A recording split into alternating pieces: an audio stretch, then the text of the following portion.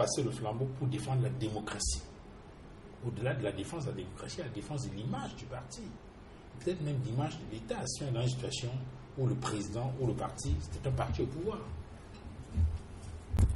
C'est au-delà de nos clivages politiques. Oui.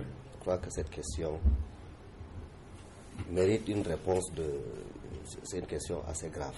Ça montre dans quel état notre nation est. C'est arrivé dans notre pays. C'est arrivé dans notre pays et c'est arrivé dans l'actuel parti qui est au pouvoir. Je vais vous donner ces illustrations en citant mes sources.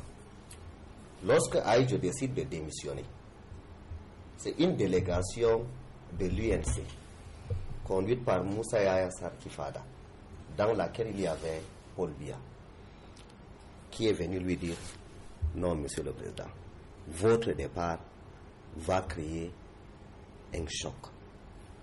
Sur le plan, il faut laisser une période transitoire. Certes, vous quittez de la présidence de la République, mais continuez à rester à la tête de l'UNC le temps que la nation s'habitue au fait que vous n'êtes plus aux affaires.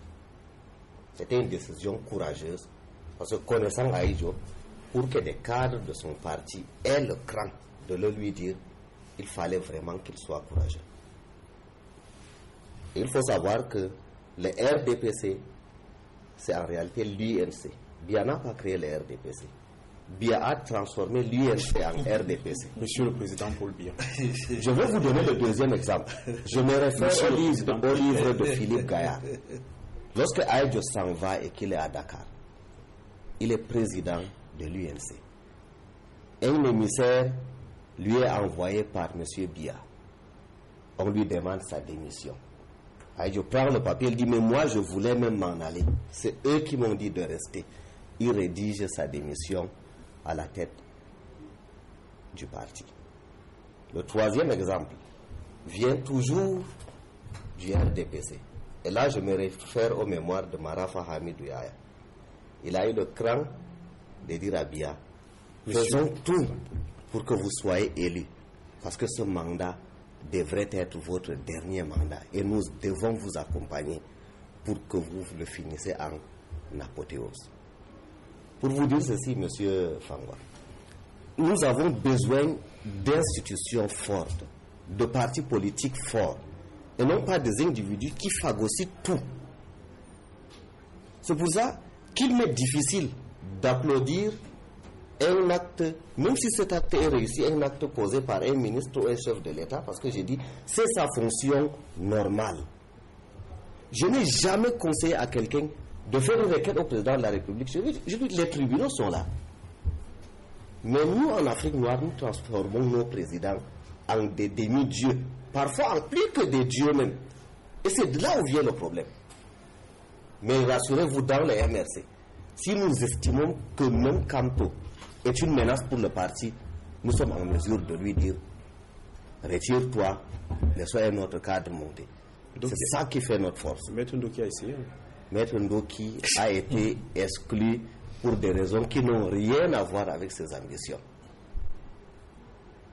Ça, c'est ce que vous dites. La décision rendue par nos instances, c'est une décision riche de presque 45 pages. Je peux vous en faire tenir une copie et on en discutera après.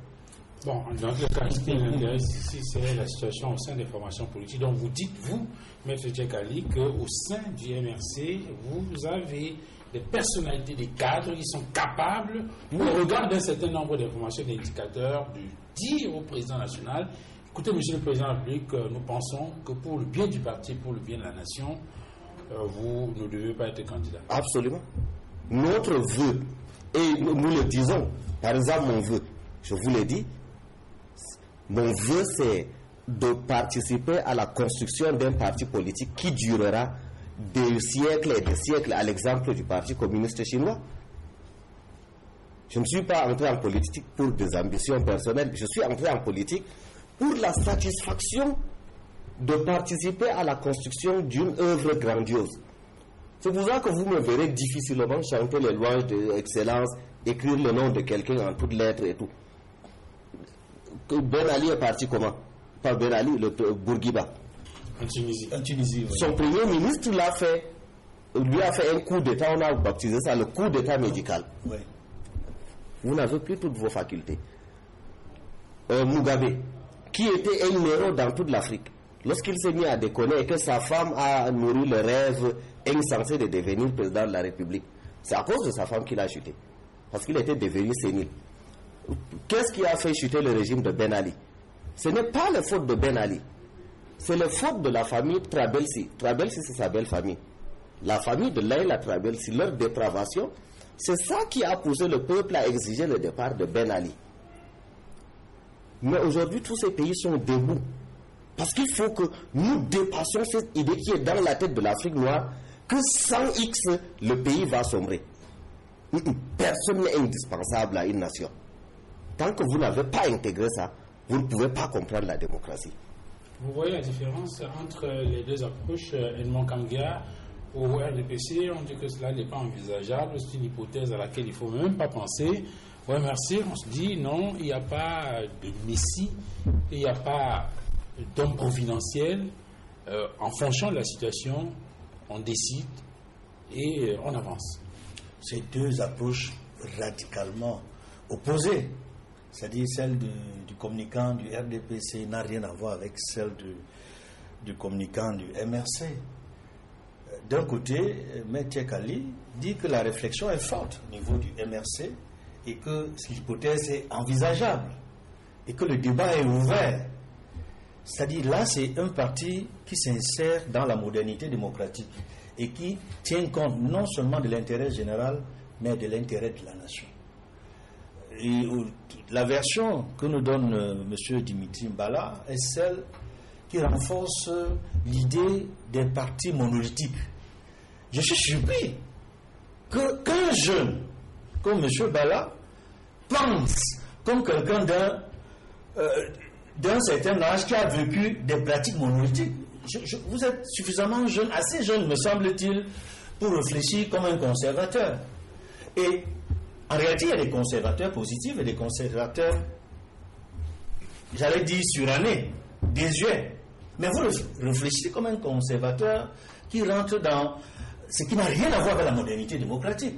Pourtant, le RDPC a la prétention d'être... Ça s'est fait quand? Avant l'investiture, avant la désignation officielle. Donc, c'est absolument... Maintenant, ailleurs, puisque vous parlez d'autres, ailleurs, le candidat qui est le plus susceptible de remporter l'élection présidentielle est massivement appelé. Partout, on l'appelle à se représenter. Est-ce que vous imaginez, vraiment, pour ne pas faire trop de philosophie, est-ce que vous imaginez dans votre parti des cadres, en prenant en compte un certain nombre d'éléments, de paramètres, capables de dire au chef de l'État, au président national de votre parti, nous avons un certain nombre d'informations qui sont telles qu'aujourd'hui. Est-ce que vous pensez qu'il y a des cadres au sein de cette formation politique aujourd'hui capables de tenir un discours de vérité au président national? C'est une hypothèse qui n'est même pas... C'est une hypothèse qui... comment je vais dire ça? Ne se pose pas pour le moment puisqu'il est l'homme de la situation. Est-ce que vous avez la preuve qu'il n'est pas l'homme de la situation? Non, il est l'homme de la situation. Et c'est pour ça qu'on l'appelle, vous avez vu les appels, on l'appelle à se représenter. Maintenant, il nous dira s'il reste, d'ailleurs lui-même l'a dit, s'il reste ou s'il va au village. Pour le moment, il est l'homme de la situation. Avec lui, nous avons l'assurance des victoires. Il est le recordman de nos victoires. Avec lui, nous avons l'assurance des victoires. Et il nous dira le moment venu. Après, il y a éventuellement un congrès qui pourrait donc décider d'investir dans les formes qui appartiennent à notre parti. Mais je ne vois pas en quoi est-ce qu'il ne serait pas l'homme de la situation. Donc, cette hypothèse-là, moi, on regarde la situation au Cameroun. Actuellement, il est l'homme de la situation. Tous les sondages montrent qu'avec lui, on a un score sans appel aux élections. Et pourquoi pas? Alors, Maître Tchekali, la question se pose de façon globale pour presque toutes les formations politiques sur le continent. Je ne sais pas si on peut ramener la même situation au Cameroun. Un parti politique où vous avez des cadres qui ont du cran, qui sont capables de tenir un discours de vérité au président national et lui dire: Monsieur le Président, en raison de ci, de ci et de ça, nous estimons que si vous portez candidat à cette élection-là, nous n'avons pas toutes les chances de gagner. Euronews dit que Joe Biden